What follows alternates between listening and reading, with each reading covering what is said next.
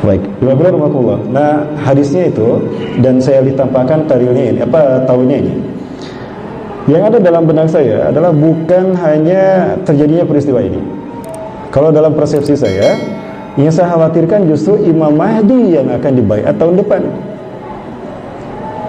Ya, kalau dukhannya ini memang kami sudah ngobrol ya, berbeda pendapat mafi muskilah. Dan kami tetap bersama-sama kok.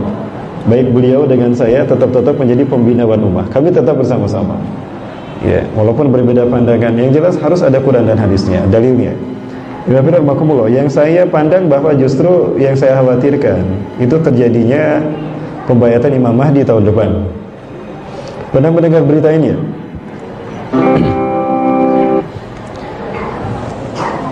Seorang pengawal pribadinya Raja Salman itu dikabarkan meninggal dunia. Berita yang kita dengar adalah Mayor Jenderal Abdul Aziz Al-Faghamini. Beliau meninggal dunia tertembak ketika adu mulut bersama temannya. Beliau adalah sosok yang sangat terkenal dalam hal pengawalan sejak zaman Raja Abdullah. Ya, Al-Fagham pernah menjadi pengawal pribadi Raja Abdullah, kakak dari Raja Salman. Memang Al-Fagham ini sudah mahir sekali dan cekatan dan jeli melihat bagaimana bahaya-bahaya ini akan mengancam raja-raja Arab. Ya, pangkat terakhir ini Mayor Jenderal. Nah, yang saya tahu, beritanya tidak demikian. Bukan karena perselisihan dengan temannya sehingga sampai beliau ditembak. Ini berita lain yang saya dapatkan dan ini langsung dari sana.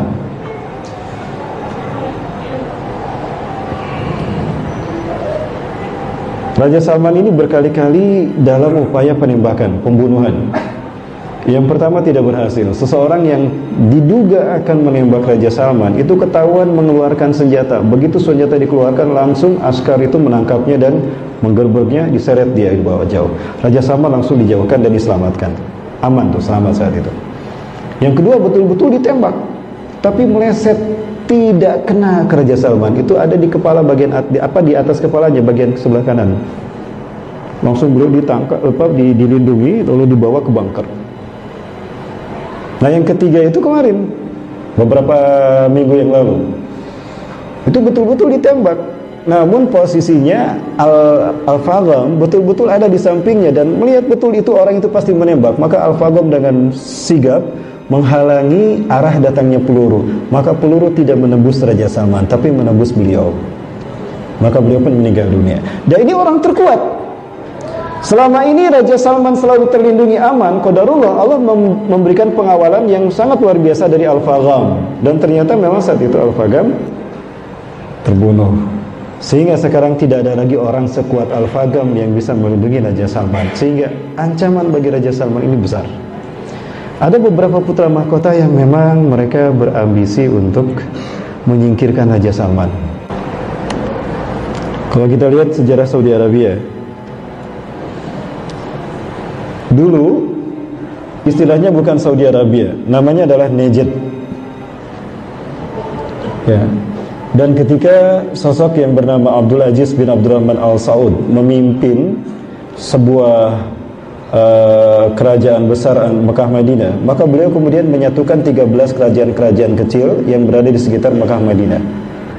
Ya, dan itu dilakukan pada tahun 1932, tepat pada tanggal 23 September 1932. Abdul Aziz bin Abdurrahman Al Saud ini mempersatukan 13 negara, 13 negara, 13 kerajaan kecil menjadi kerajaan besar.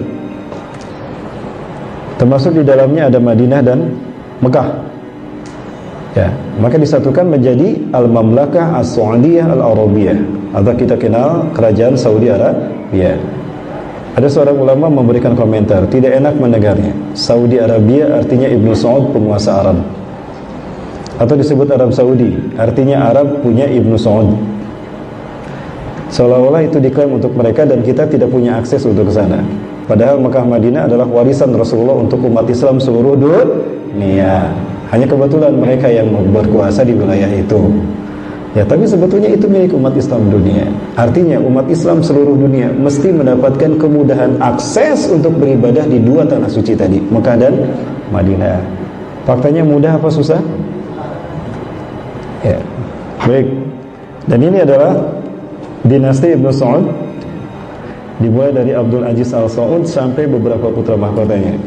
Seharusnya putra mahkota yang ada setelah Raja Salman ini adalah Mukrin bin Abdul Aziz. Beliau harusnya putra mahkota. Ya. Namun beliau sekarang sudah meninggal karena pesawat helikopter yang ditumpanginya itu ada yang menembak jatuh.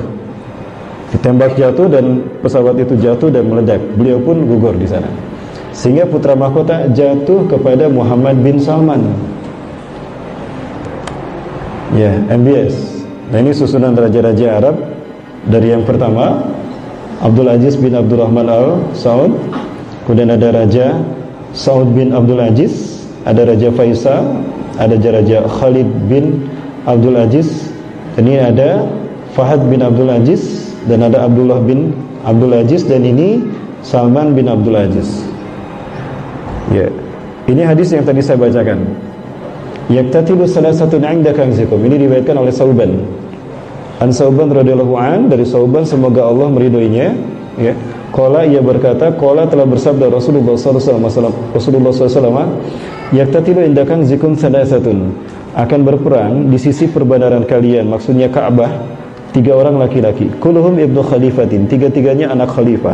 Khalifah yang di sini maksudnya adalah raja. Karena terjadi sebelum Imam Mahdi berarti dimulkan azan. Maka khalifah di sini maksudnya raja. Artinya 3 orang laki-laki ini adalah 3-3-nya putra mahkota. Tsumma la yasiru ila wahidin minhum. Kemudian tidak sampai kekuasaan itu kepada salah satu pun dari mereka. Tsumma tatu ar-rayatu as-sud min kibalil masriq. Kemudian muncullah para pembawa panji hitam dari arah timur. Kemungkinan besar para pembawa panji hitam ini adalah dari arah Afghanistan yang Rasulullah sebutkan Khurasan. Mereka kita tahu sekarang adalah Taliban yang kemarin, yang beberapa hari yang lalu, beberapa bulan yang lalu pernah berkunjung ke Jakarta kan, makan-makan bersama dengan Wakil Presiden dan Pak Anies Baswedan. Apakah datang jadi Afghanistan cuma untuk makan-makan saja?